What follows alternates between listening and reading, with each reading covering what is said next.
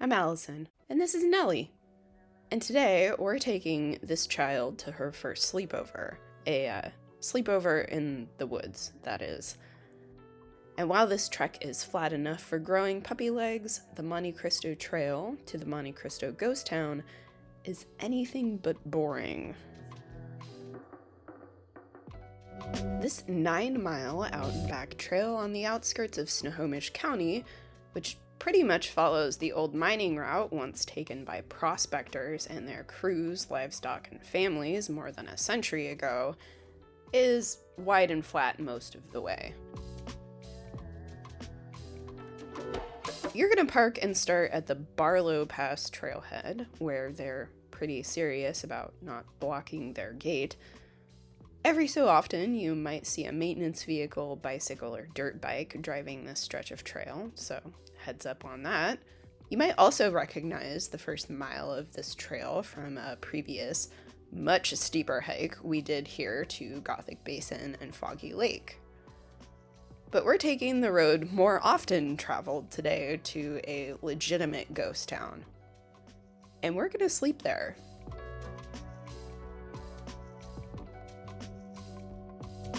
As you proceed, you'll clearly see why efforts to maintain this road were eventually abandoned, with flooding being the major reason, along with the snow and fires. You'll also notice the trail is flanked by jagged peaks and several private properties and mining claims, so heed the no trespassing signs. Back in the mining boom of the 1890s, thousands of people flocked to this hideaway in the hills known as Monte Cristo. Homesteaders settled in the valley and built the Everett and Monte Cristo Railway, and they built the processing centers to send lead and silver ore to Everett. In just a few short years, though, nature started to thwart these plans. Flooding along the trail that is still obvious today made traveling and maintaining the trails and railroad even more difficult, and it turned out there wasn't all that much ore in the hills to support the operation anyway.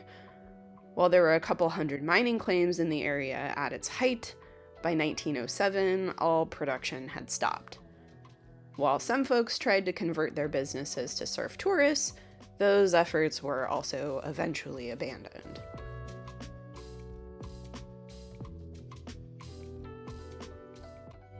At about 1 3/4 miles in, you'll find the site of what's signed Wheaton House. That was a station for the Everett and Monte Cristo Railroad, and it was a main hub of activity and storage for the mines in the area. Here's where you'll want to start keeping a lookout for all the little pieces of history that are left just lying around out here. Well, watch for stinging nettles too. Those are everywhere. About 4 miles from the trailhead, just before the abandoned town site itself, you'll reach the Monte Cristo campground to the left. The Forest Service took it over in 1951 from a previous mining claim and converted it to a campground amid all the beautiful second growth trees. Lots of backpackers use this little hideout on the hill as a base camp to explore the wilderness in the higher elevations, including Poodle Dog Pass, Twin Lakes, and Glacier Basin. Camp out here at the right time of year for a few days and you might just spot 1 or 2 endangered species. The marbled murrelet and the spotted owl have both been, spotted in this area. If you're camping here though, bring enough of your own water to last the duration of your trip. Though there have been cleanup efforts over the years, there's still heavy metals in the water and your run-of-the-mill backpacking filter can't do anything about that.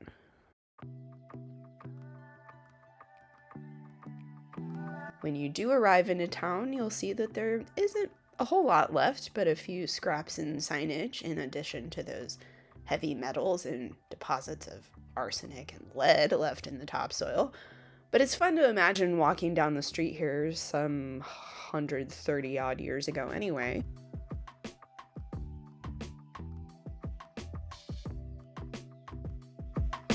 The railroad turntable can allegedly still be turned with a bit of elbow grease, and up the road you'll find some more metal scraps, remnants of the 5-story tall ore concentrator, Well, the foundation at least.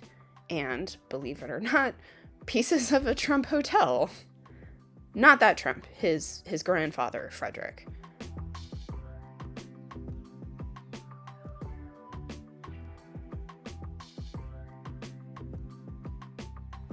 Actually walking around and seeing the signs that mark what once were the sites of family homes, a cemetery, a schoolhouse, and other businesses that were established, it's surprising that the boom years only really amounted to about a decade, and its inhabitants almost always struggled to turn a profit.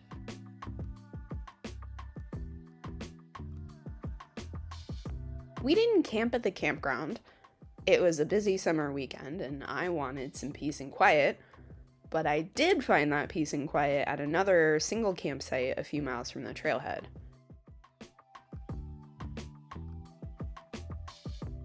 This is Nellie's first tent camping trip, and I recently started tent camping again now that I'm sticking a little closer to home. Back in 2020, all my gear got stolen out of my car, and I took that opportunity to convert to all ultralight gear. But it turns out that that was just to make more room for a puppy and all her stuff.